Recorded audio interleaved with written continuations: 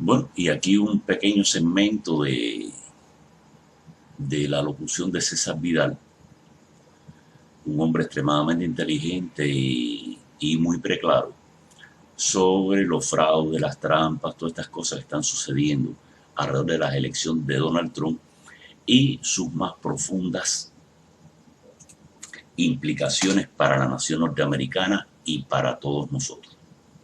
Es muy importante entender que esta gesta de Donald Trump no existe por gusto, existe para defender a la nación norteamericana de su desintegración, y de no lograr Donald Trump su objetivo, pues nos iremos por el caño del inodoro directamente.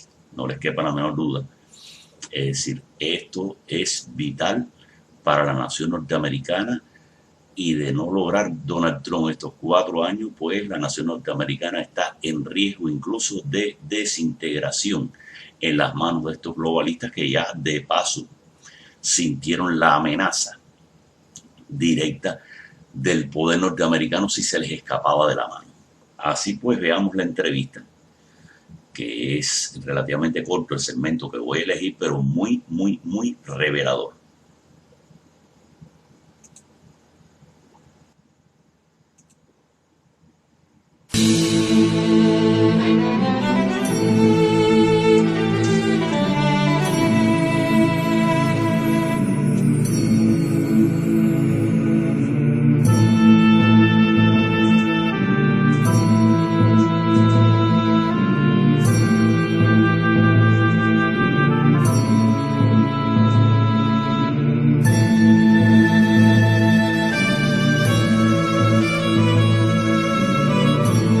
La Voz con César Vidal, desde el exilio. Muy buenos días, muy buenas tardes, muy buenas noches y muy bienvenidos a esta nueva singladura de La Voz. Soy César Vidal, hoy es el jueves 5 de noviembre de 2020 y me dirijo a los hispanoparlantes de ambos hemisferios, a los situados a uno y otro lado del Atlántico, y como siempre lo hago desde el exilio. Corría el año 1876 cuando en el condado de Jones, Mississippi, un grupo de 23 republicanos registrados se acercó al colegio electoral para votar en las elecciones presidenciales.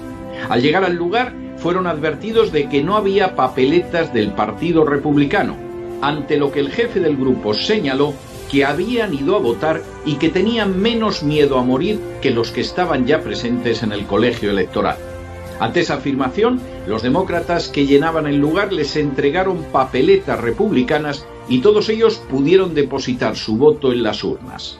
En el recuento oficial del condado de Jones se registró que había habido 419 votos demócratas y solo 2 votos republicanos.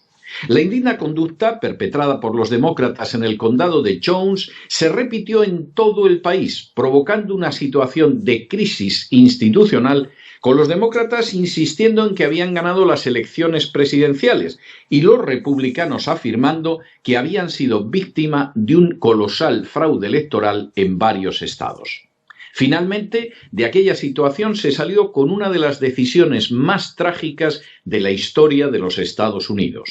Los demócratas aceptaron la victoria del candidato republicano, pero lograron a cambio que las tropas federales se retiraran de los estados del sur y que dejara de imponerse la política de igualdad racial iniciada tras el final de la Guerra Civil.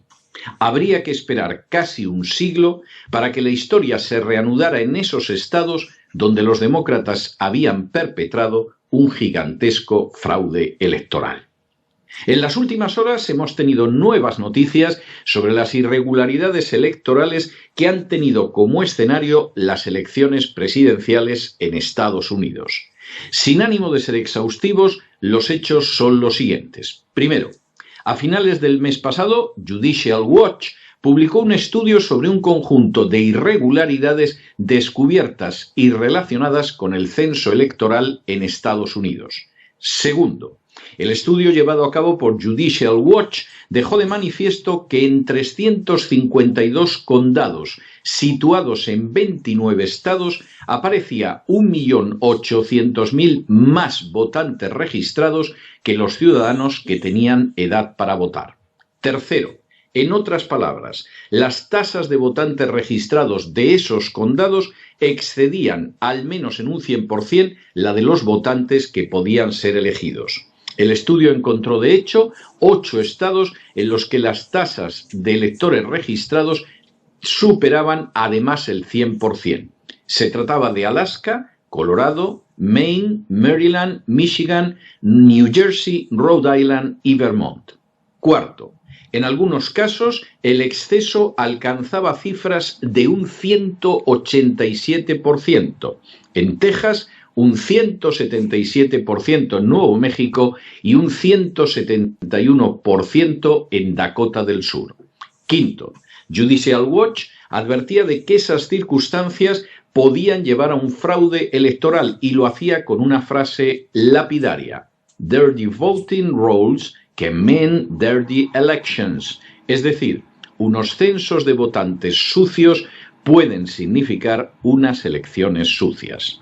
Sexto, el día 3 de noviembre se celebraron elecciones presidenciales y legislativas en Estados Unidos. A pesar de la propaganda mediática que anunciaba una marea azul, lo cierto es que la mencionada marea demócrata no ha tenido lugar. Séptimo, a decir verdad, los republicanos mantienen el control del Senado, han avanzado en el Congreso y han conquistado incluso algún gobierno estatal que estaba en manos demócratas. Para colmo, sigue sin parecer claro que Biden haya ganado las elecciones presidenciales. Octavo, antes de la conclusión del día 3, de hecho lo que quedaba de manifiesto era que Donald Trump había ganado las elecciones. Sin embargo, Biden se negó a conceder el triunfo al actual presidente e insistió para que sus seguidores aguantaran y tuvieran fe. La reacción de Trump ante esa situación fue advertir que estaba en marcha un fraude electoral gigantesco que pretendía robarle las elecciones. Noveno, en el curso del día siguiente a las elecciones fueron apareciendo indicios crecientes y preocupantes de que la acusación lanzada por el presidente Trump estaba más que fundamentada. Décimo, así tuvimos ocasión de saber que en Wisconsin, uno de los estados atribuidos a Biden, habían votado 100.000 votantes más de los que aparecían en el censo. Undécimo, así supimos que en Nueva York habían votado muertos, algunos de ellos fallecidos en el siglo XIX. Duodécimo, así supimos que Arizona se concedió a Biden por error y cuando quedaban por contar centenares de miles de papeletas. Decimotercero, así supimos que en Michigan 100.000 nuevos votos solo iban a Biden y ninguno para Donald Trump.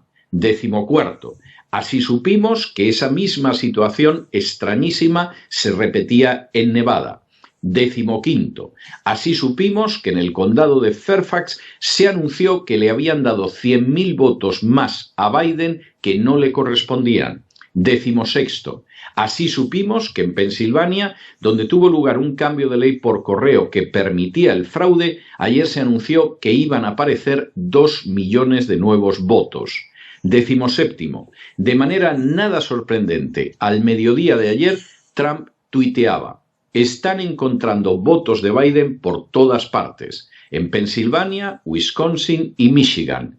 Qué mal para nuestro país". Decimoctavo, en paralelo, los interventores de Trump eran expulsados del recuento de votos en Detroit mientras aumentaban las acusaciones de fraude en todo el país.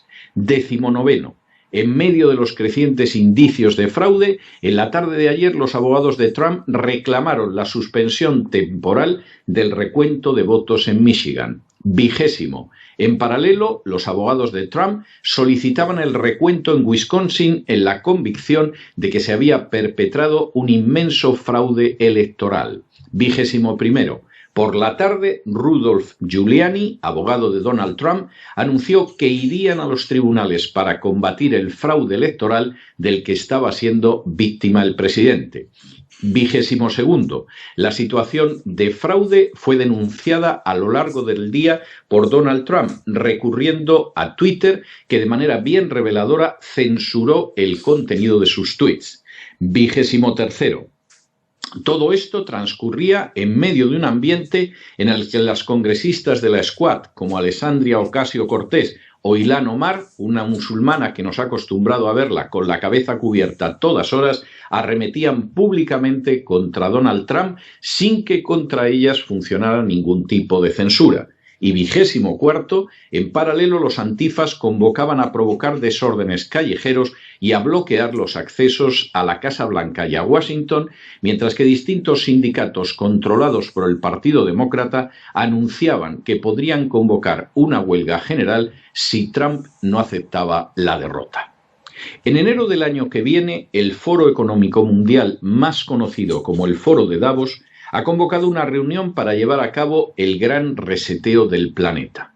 A juzgar por su propio vídeo de propaganda, ese foro de Davos impondrá un nuevo orden mundial en el que no seremos propietarios de nada, pero supuestamente sí seremos felices, en el que no comeremos carne más que de manera excepcional, pero será por el bien del medio ambiente, en el que 1.000 millones de inmigrantes ilegales asaltarán Occidente, en el que Estados Unidos dejará de ser la potencia hegemónica y en el que supuestamente quizá lleguemos a conocer extraterrestres.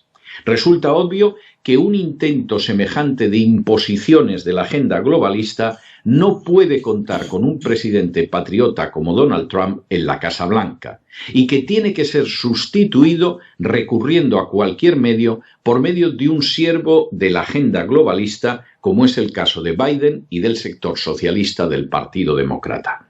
Que para ellos se recurra al fraude electoral es algo nada extraño si se conoce la historia del Partido Demócrata y también las pésimas consecuencias que esa conducta ha tenido a lo largo de la historia de los Estados Unidos.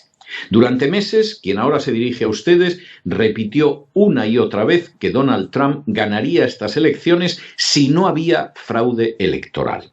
Se trató de una advertencia machacona y repetitiva. Lamentablemente, una vez más, quien ahora se dirige a ustedes lamenta de todo corazón no haberse equivocado, porque efectivamente, si Donald Trump no ocupa la Casa Blanca por un segundo mandato, se deberá única y exclusivamente a un gigantesco fraude electoral.